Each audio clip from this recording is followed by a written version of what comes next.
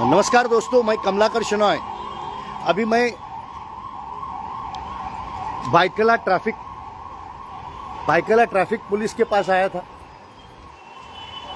और मैं अब सीनियर पीआई से मिला बाइकला ट्रैफिक चौकी के, और उनको ये रिक्वेस्ट किया है कि बाइकला और डुंगरी में कोई भी नया रास्ता नहीं खोदना चाहिए। यहाँ बाइकला ब्रिज के काम चालू है, वहाँ हैंकॉक ब्रिज आधा है, तो ट्रैफिक जाएगी कहाँ से। और दुर्भाग्य की बात है कि हमारे जो आईएएस ऑफिसर्स जो कैबिन में बैठे हुए, इसी कैबिन में बैठे हुए हैं, उनकी भगवान ने अक्ल को मार दिया है। ये दो ब्रिज की वजह से पूरा एरिया जाम हो गया है, हर रास्ता ट्रैफिक जाम है, और इसके बावजूद ये कंक्रीटिंग कर रहे हैं। ये नालायक लोग है, नालायक। जो चीफ इंजीनियर है, जो यहाँ जो म्युनिसिपैलिटी में जो आईएएस लोग बैठे हैं, ये इनको भगवान ने अक्ल नहीं दी है, वो कभी रास्ते पे घूमे नहीं है। ये जो यहाँ जो ट्रैफिक पुलिस है, उनकी क्या हालत होती है उनको पता नहीं है। इसीलिए बाइकला और डुंगरी पे कोई भी नया काम, जब तक बाइकला का ब्रिज, हैंकॉक ब्रिज नहीं होता है, कोई भी कंक्रीटिंग का रोड नहीं होना चाहिए। इसीलिए मैं परसों डुंगरी पुलिस स्टेशन के सीनियर पीआई को मिला हूं, अभी मैं बाइकला डिवीजन के ट्रैफिक डिवीजन को मिला हूं मोरे साहब से।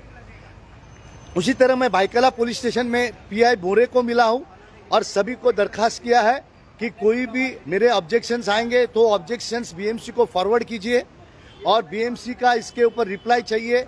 अगर आपने नहीं किया तो आप हमारे हाइजीन, हमारे सेफ्टी के खिलाफ काम कर रहे हो, तो हमें कोर्ट में आपके खिलाफ जाना पड़ेगा। जहाँ तक पुलिस का सवाल है, नॉर्मली पुलिस कहते हैं कि म्युनिसिपैलिटी से परमिशन ले लो, ये गलत है। Under the provisions of section 166, 167, 217, 218, 268, 269, 270 and 431 of Indian penal code, ये सेक्शंस आईपीसी में पुलिस बीएमसी के ऊपर एफआईआर रजिस्टर कर सकती है। तो कभी भी अगर पुलिस बोले कि रास्ते पे का बात है तो आप म्युनिसिपैलिटी को मिलो, तो ये सेक्शंस याद रखिए, 166, 167, 217, 218, 431, ये याद रखिए कि ये सेक्शंस। उसके बाद में महाराष्ट्र पुलिस एक्ट है, उसके सेक्शंस याद रखिए, सेक्शन 34, सेक्शन 33, सेक्शन 34, सेक्शन 67, 102, 103 और 115।